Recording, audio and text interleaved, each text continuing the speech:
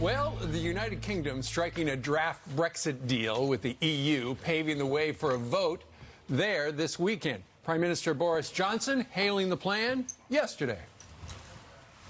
This is a great deal for our country, for the UK. I also believe it's a very good deal for our friends in the EU. I'm very confident that when my colleagues in Parliament study this agreement, that they will want to vote for it. It's been long, it's been painful, it's been divisive, and now is the moment for us as a country to come together.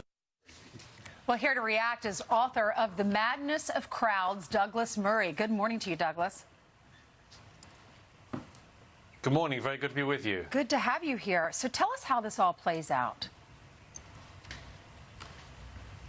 Well, it's been a long and arduous process. It's more than 3 years now since the UK voted to leave the European Union. We've seen off 2 prime ministers since that vote.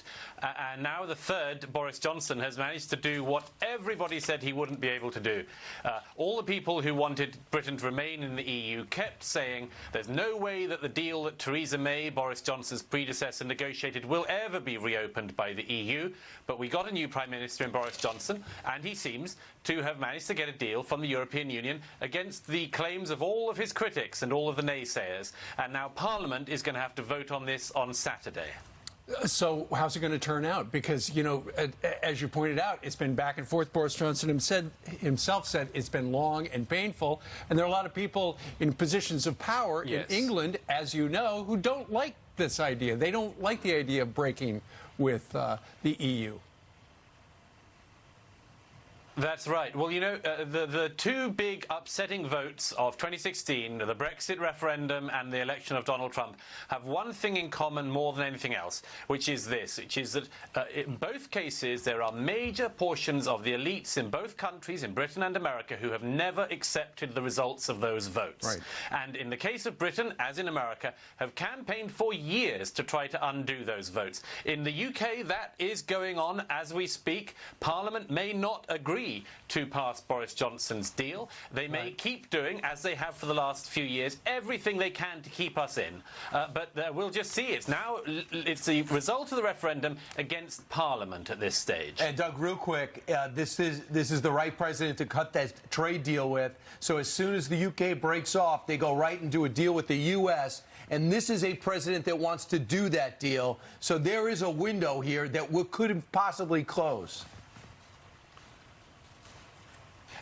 Well, it could close. Look, the fact is that we've been in this horrible knot in Britain for the last few years.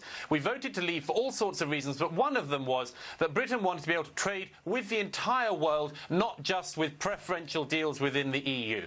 We're now, if we, hopefully by the end of this month, out of the EU, that means that we will be in a good deal to make good deals with the US and our many other allies and friends around the world, including the EU. Right. But this, I hope, and all of us who voted Brexit hope, is the beginning of a new and much more dynamic Britain, and we'll just have to hope that that is the case. All right, Doug, you have a dynamic book, and we'll be sure to get that. We have to agree between countries to not wash our chickens with chlorine. That is the one thing that bothers the British that we do. If we can get over that, then it'll be okay.